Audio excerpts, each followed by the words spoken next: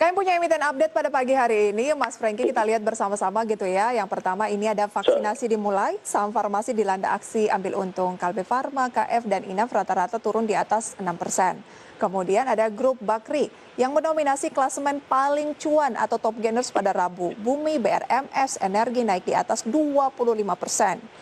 Selanjutnya ada informasi Bursa Efek Indonesia yang buka kembali perdagangan saham ISAT, IRA, dan Citi pasca disuspend. Dan yang terakhir, belum serahkan laporan keuangan, Bursa Efek Indonesia denda 23 perusahaan senilai 50 juta rupiah setiap perusahaan seperti Army, MYRX, Trump, dan juga lainnya. Kalau berbicara dari emiten update kita pada pagi hari ini, kita kembali berbincang bersama dengan Mas Franky. Emiten-emiten farmasi ini sudah mulai dilanda aksi profit taking. Bagi yang sudah memiliki kemudian belum sempat melakukan realisasi keuntungan karena masih menahan begitu ya, ternyata kemarin sudah mulai koreksi. Menurut Mas Franky, apa yang seharusnya dilakukan dengan pelemahan sudah di atas 6%? Kalau menurut saya mungkin sudah mulai profit taking ya, karena apalagi emiten farmasi kan udah mulai didistribusikan. Biasanya sentimen pasar adalah selalu buy on rumor and sell on news. Jadi saat kemarin itu kan mereka udah buy on rumor. Even dalam 1 tahun harga-harga saham farmasi itu udah naik ratusan persen, 300% sampai 500%. Itu kenaikan harga sahamnya. Sedangkan kita masih belum tahu loh, apakah emiten tersebut bisa merealisasikan profit yang setinggi itu.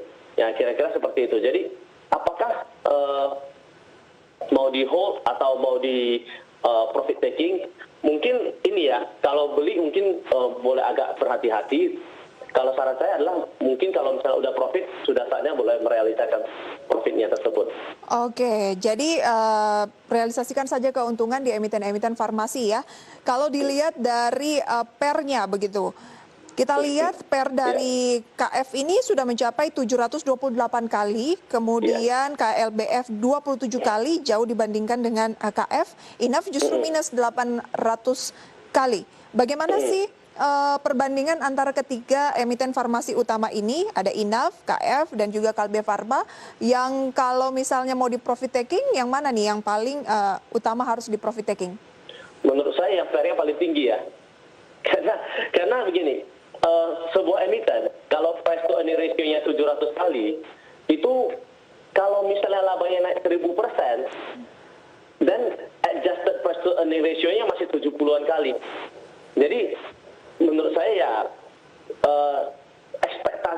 the market has pricing expectation is way higher gitu. Market ekspektasinya udah sangat tinggi sekali. Nah, perusahaan yang bisa naik labanya naik 1000%, sebagai gambaran, perusahaan bisa labanya bisa naik 30%, 50% itu udah luar biasa. Dan dalam jangka panjang sangat jarang sekali perusahaan yang bisa membukukan kenaikan 30%, 30% year after year after year. Jadi berarti ekspektasinya udah sangat tinggi sekali. Jadi meskipun perusahaannya bagus, meskipun prospeknya bagus, tetapi menurut saya harganya sudah sangat tinggi. Nah, kalau menurut saya ya mungkin KF, Inaf, dan lain sebagainya, mungkin kalau investor mau profit taking dulu ya silakan. Kalau mau hold ya mungkin Kalbe Farma is one of the emiten yang bisa kita hold ya. Oke, Kalbe Farma justru lebih menarik untuk di hold dibandingkan KF dan juga Inaf ya.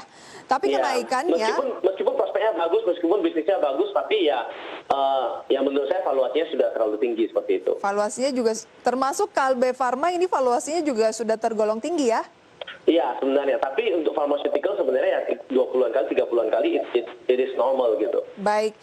Kalau memang Kalbe Farma yang lebih lebih menarik untuk ditahan untuk jangka lebih panjang dibandingkan Inaf dan KF, kenapa dalam kinerja 6 bulan terakhir kita lihat untuk Kalbe Farma hanya 8,7% kenaikannya, kemudian KF kita tahu 478%, bahkan untuk Inaf 553%. Memang prospek fundamental lebih menurut MNC di Kalbe Farma. Tapi secara price kan pengennya yang untung ya. Tapi kalau kita lihat ya yang dua lebih menarik tampaknya. Itu gimana? Iya. Karena kedua itu adalah market year. Mereka adalah Bio Farma, anak usahanya Bio Farma yang mendapatkan proyek distribusi vaksin. Jadi terhadap prospek tersebut. Nah, masalahnya adalah kita kan kalau kita mau beli saham ya, kita kan pengen beli yang saham yang murah. Kalau kita beli yang belum naik gitu. Kalau udah naik 500%, maka resikonya udah lebih tinggi. Karena semakin tinggi harga, semakin rendah return yang kita dapatkan. Jadi malah kalau dalam pemilihan saham, kalau kita mengejar yang tinggi, biasanya it will diminish the return. Itu akan membuat return kita menjadi semakin kecil dan semakin kecil. Maka dari kami juga kita akan lebih prefer emiten yang fundamental baik dan harganya masih belum naik. Kira-kira seperti itu.